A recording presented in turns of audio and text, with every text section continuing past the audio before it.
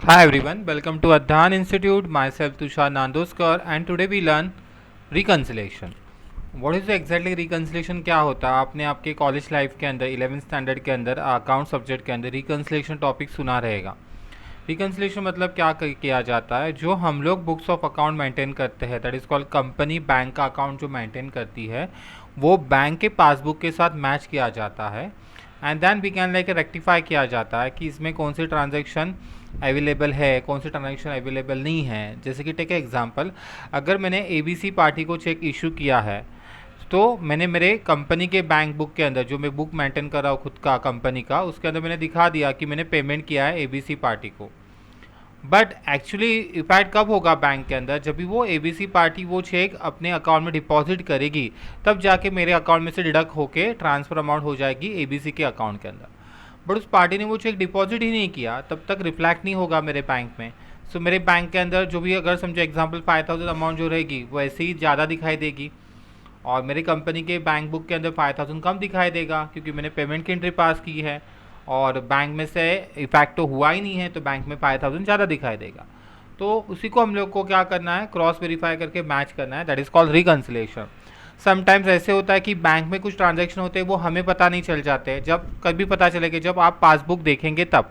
जैसे कि bank charges deduct करती है, या आपने कुछ बोला है कि ईसीएस चार्जेस जो भी है मेरे अकाउंट में से डिडक्शन होने दीजिए, तो वो सब सारा जो पार्ट होता है वो आपको पासबुक देख के पता चल जाता है। मतलब कुछ ट्रांजेक्शन ऐसे होते हैं जो बैंक के थ्रू किए जाते हैं, जो अपने को अवेयरनेस नहीं रहेंगे, या कभी कोई पार्टी डायरेक्टली अपने अकाउंट में डिपॉजिट करेगी, आप लोग को कभी पता चलेगा जब भी हम लोग पासबुक देखेंगे तब पता चलेगा। तो थोड़ा कॉलेज लाइफ में कॉम्प्लिकेटेड पार्ट था, डिफ़िकल्ट था रिकन्सिलेशन करने के लिए। People, most of the people are like difficult लगता था लोगों को। बट टैली के अंदर ये बहुत सिंपल है। You want to like only fill the date, आपको सिर्फ डेट डालना है पासबुक को देख के। तो जैसे कि अगर आपका करंट अकाउंट है तो करंट अकाउंट के लिए आपको स्टेटमेंट दी जाती है, बैंक आपको पूरे एक महीने का स्टेटमेंट देती है, वाया मेल दिया जाता है, या आपको हार्ड कॉपी चाहिए तो आप हार्ड कॉपी भी कलेक्ट कर सकते हैं। सो अभी एक रिकन्सिलेशन करने के लिए किधर जाना पड़ेगा, so go to the Tally. Tally में जाएंगे, टैली के अंदर आपको गेटवे ऑफ टैली में आना है। गेटवे ऑफ टैली के अंदर आपको ऑप्शन दिखाई देगा, that is called utilities. Utilities के अंदर ऑप्शन है बैंकिंग, बैंकिंग के अंदर जाना है। बैंकिंग के अंदर आपको रिकन्सिलेशन दिखाई देगा, बैंक रिकन्सिलेशन, उसके ऊपर क्लिक करना है। आपकी बैंक जो भी है सिलेक्ट करो आप, और इसमें पूरा ट्रांजेक्शन देखना है। सो पूरा ट्रांजेक्शन देखने के लिए you can see in right hand side F2 for period. So period आपको कब से लेकर कब तक का पीरियड डिफाइन करना है इसके अंदर। So I apply here space bar, enter space bar. तो इससे क्या हो रहा है, 2 जून तक ये पीरियड दिखाई दे रहा है। तो आपने जो जब तक ट्रांजेक्शन किए 2 जून तक के जितने भी ट्रांजेक्शन रहेंगे, ये सारे ट्रांजेक्शन इसमें क्या किए जाएंगे, शो ऑफ किए जाएंगे आपको। ठीक है। सो आपको इधर दिखाई दे रहा है instrument number, that is called check number दिखाई दे रहा है आपको, और उस हिसाब से आपको रिकन्सिलेशन करना है। So bank balance as per company book के हिसाब से बैंक बैलेंस कितना है, 1,04,50 है। Okay. Amount not reflect in a bank, that is called 25,000। Okay. और राइट हैंड साइड में क्रेडिट अमाउंट दिखाई दे रही है 1,24,550 दिखाई दे रही है। ओके। सो अपने को रिकन्सिलेशन करना है। बैलेंस एज पर बैंक के हिसाब से कितना है, 2 लाख है, और मेरे कंपनी के बुक के हिसाब से बैलेंस कितना दिखाई दे रहा है, 1,04,50 दिखाई दे रहा है। वाई, बिकॉज इस 2 लाख में मैंने कुछ वैल्यू ऐड की, जो रिसीव किया था वो ऐड किया, जो पेमेंट किया था वो डिडक्ट किया। नाउ टेक एग्जाम्पल, अगर ये जो 2 लाख रुपीज़ है, इस 2 लाख में कैलसी ओपन करने के लिए मैंने कंट्रोल एन दबाया, इस 2 लाख के अंदर अगर मैंने 25,000 एड ऑन कर दिया, सो इस गोज अराउंड 2,25,000 टोटल, और इसमें से मैंने लेस कर दिया, दैट इज कॉल्ड 1,24,550, ये हम लोगों ने लेस कर दिया, तो इस गोज अराउंड 1,04,50, ये अमाउंट आपको इधर दिखाई दे रहा है। बट कंपनी के बुक में ये इफेक्ट दिखाई दे रहा है, बट बैंक में दिखाई नहीं दे रहा है, बिकॉज हमने रिकन्सिलेशन नहीं किया है। और क्वेश्चन के हिसाब से उन्होंने रिकन्सिलेशन कब से लेके कब तक करने के लिए बोला है, उन्होंने बोला है कि रिकन्साइल करना है SBI अकाउंट 2 मई को करना है। तो अभी अप्लाई ईयर हम लोग मई तक का ड्यूरेशन ले लेते हैं। सो 1 अप्रैल से लेके 31 मई तक हम लोग रिकन्साइल करने वाले हैं। अब रिकन्सिलेशन मतलब क्या होता है कि चेक कौन से डेट पे क्लियर हो गया है, वो सिर्फ आपको डेट डालनी है बैंक कॉलम के अंदर, बैंक डेट कॉलम के अंदर, और इसमें आपको इंस्ट्रूमेंट नंबर दिखाई दे रहा है। तो क्वेश्चन में क्या है, अभी ये कैसे कि एक सेंटेंस है, प्रैक्टिकल लाइफ में आपको क्या मिलेगा, स्टेटमेंट मिलेंगे, और स्टेटमेंट के थ्रू यू कैन लाइक कौन से डेट पे कौन सा चेक क्लियर हुआ है, ये बैंक डेट कॉलम में आपको पता चलेगा। अभी इधर सिर्फ इतना ही बोला है उन्होंने कि एक जो चेक है 100-103 का वो क्लियर नहीं हुआ है, 5000 वाला चेक, बाकी सारे चेक क्या हो गए, क्लियर हो गए। सारे चेक क्लियर हो गए, इसके मतलब आप रिकन्सिलेशन करने के बाद सारे ट्रांजेक्शन को डेट अप्लाई करोगे एक्सेप्ट 100-103 वाले ट्रांजेक्शन को। और पेमेंट चेक कब क्लियर होता है, 2 या 3 दिन में क्लियर हो जाता है, सेम डेट बैंक का रहेगा तो उसी दिन क्लियर हो जाता है। Okay, so now we come to like first transaction में हम लोगों ने पेमेंट किया था मतलब डिडक्शन होगा 2 लाख में से 10,000 डिडक्शन होगा, तो रिफ्लेक्ट आपको इधर देखना है, 2 लाख अमाउंट के ऊपर देखना है। जैसे अगर मैंने 2 में अप्रैल का था, now this is our education mode है हमारा, तो एजुकेशन मोड के अंदर 1st, 2nd एंड 31st ये 3 ही डेट एक्सेप्ट होती है। Okay, 1st, 2nd and 31st, तो 2 अप्रैल का है, इसका मतलब 2nd, 3rd, 4th, 5th या ये 3 दिन में क्लियर हुआ मतलब 5th अप्रैल को क्लियर हुआ, ऐसे हम लोग एजम्पशन ले सकते हैं। बट ये एजुकेशनल मोड है, इसमें 5th अप्रैल डेट एक्सेप्ट नहीं होगी। एक तो क्या करना पड़ेगा, एक तो 1st में लिखना पड़ेगा या 2 अप्रैल लिखना पड़ेगा। तो हम लोग एजम्पशन के पॉइंट ऑफ व्यू लेते हैं, एक्चुअली 3 डेज के अंदर चेक क्लियर होता है, डिपॉजिट कब किया पार्टी ने उसके ऊपर डिपेंड करता है। बट एजुकेशन मोड के हिसाब से भी सिलेक्टेड ईयर 1st में, अभी 1st में का चेक है, भी एजम्पशन की 2nd में को क्लियर हो गया है। 2nd में के जो चेक है वी कैन से दैट कि 31st में को क्लियर हो गए हैं, या आप उसी डेट पे भी क्लियर कर सकते हो। तो जैसे आप चेंजेस कर रहे हो तो इफेक्ट देखना है आपको, बैलेंस एज पर बैंक में कैसे इफेक्ट दिखाई दे रहा है। जैसे कि देखो पहले आपका आंसर कितना था, 2 लाख था, आपने क्या किया, पहले पे किया है तो 2 लाख में से 10,000 क्या हो गया, डिडक्ट हो गया।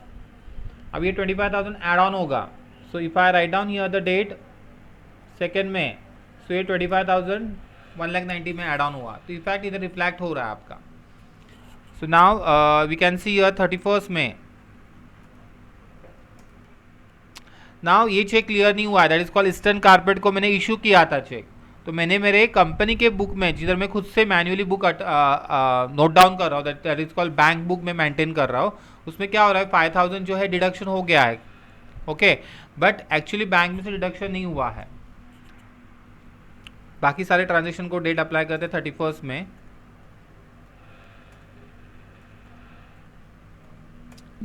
अगर आप देख रहे हो ट्रांजैक्शन के point of view 31st May 2020,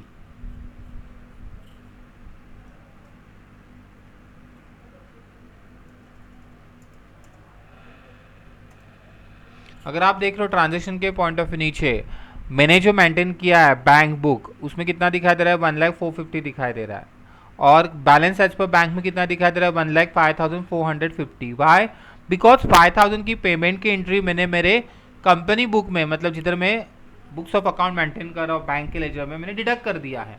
but actually bank से डिडक्ट हो चुका है क्या, नहीं हो चुका है, बैंक में स्टिल 5,000 क्या है, अवेलेबल है। ठीक है, नाउ सेव द एंट्री, फिर से एंट्री को ओपन करेंगे तो आपको इधर डिफरेंस दिखाई दे रहा है, 5,000 का डिफरेंस है जो आपको आंसर दे दिया है। इस आंसर में भी देखिए आप लोग, check not presented in a bank that is called 5,000 and balance as per company book that is called 1,04,50 and balance as per bank that is called 1,05,450। Okay, so ये जो 5,000 जो है, ये 5,000 जो भी वैल्यू आपको दिखाई दे रही है balance as per bank that is called 5,000 value जो भी है, ये चेक क्लियर नहीं हुआ है बैंक में से, इसलिए बैंक में 5,000 मोर देन दिखाई दे रहा है। सो ये आंसर अपना मैचअप हो रहा है टैली के साथ, टैली रिपोर्ट के साथ परफेक्टली मैचअप हो रहा है।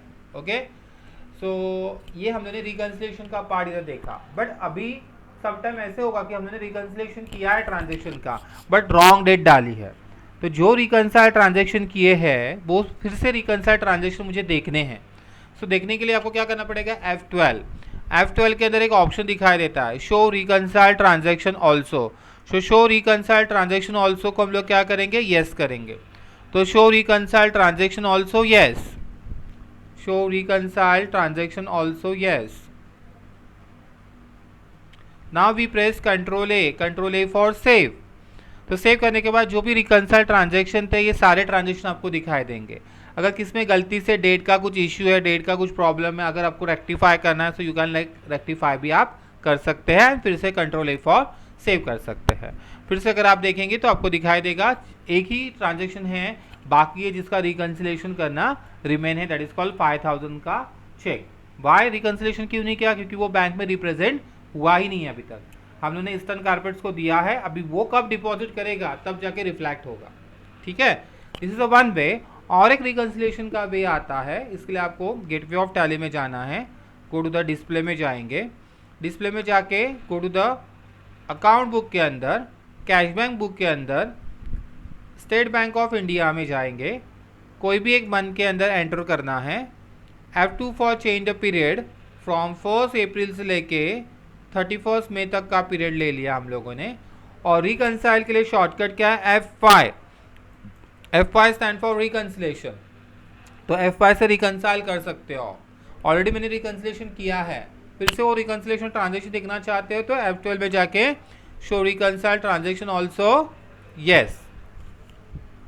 सो होप सो आपको ये वीडियो अच्छा लगा रहेगा, तो आप इसको सब्सक्राइब कर सकते हैं, कमेंट दे सकते हैं, लाइक कर सकते हैं एंड मोर शेयर कर सकते हैं। फिर से हम लोग मिलेंगे न्यू वीडियो के साथ। Thank you very much.